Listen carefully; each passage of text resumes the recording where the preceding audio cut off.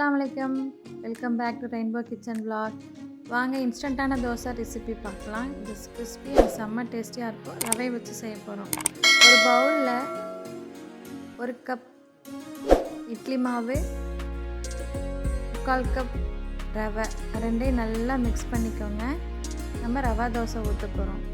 1/4 cup கோதுமை மாவு, நம்ம மைதா சேர்க்காத ரவா தோசை பண்ண போகிறோம். டேஸ்டி அண்ட் ஹெல்த்தியும் கூட.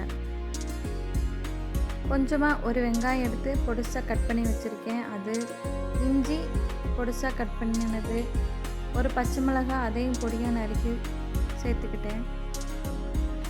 மல்லித்தழை, கருவேப்பிலை அதையும் பொடிசாக கட் பண்ணி சேர்த்துக்கலாம். கொஞ்சமாக உப்பு, பெருங்காயத்தூள், 1 டேபிள் ஸ்பூன் சீரகம், 1/2 டேபிள் ஸ்பூன் மிளகு,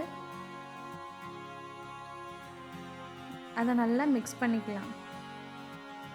கொஞ்சம் கொஞ்சமாக தண்ணி சேர்த்துக்கங்க. தண்ணி சேர்த்து நல்லா இந்த மாதிரி கன்சிஸ்டன்சிக்கு வச்சுருங்க. வச்சுட்டு ஒரு 15 நிமிஷம் ஊறட்டும். ஊறினதுக்கப்புறம் கெட்டியாக இருக்கும். நான் அதில் கொஞ்சமாக மறுபடியும் தண்ணி சேர்த்து இந்த பதத்துக்கு மாவு இருக்கணும். அப்போ தான் ரவா தோசை செம்ம டேஸ்டியாக இருக்கும். நம்ம இதில் கோதுமை சேர்த்ததுனால ஹெல்த்தியாக கூட.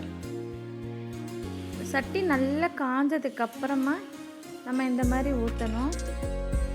இடையில ரவுண்ட் ரவுண்டாக இருக்குது பாருங்களேன்.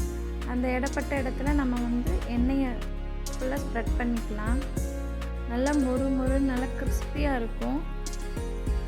நம்ம தோசை ஊற்றுறப்ப ஹை ஃப்ளேமில் இருக்கணும்.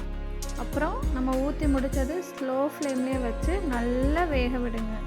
அது அப்போ தான் நல்லா கிறிஸ்பியாக மொறுன்னு செம்ம டேஸ்ட்டாக இருக்கும். இப்போ பாருங்கள், நல்லா வெந்துருச்சு. நான் எடுத்துக்கிறேன்.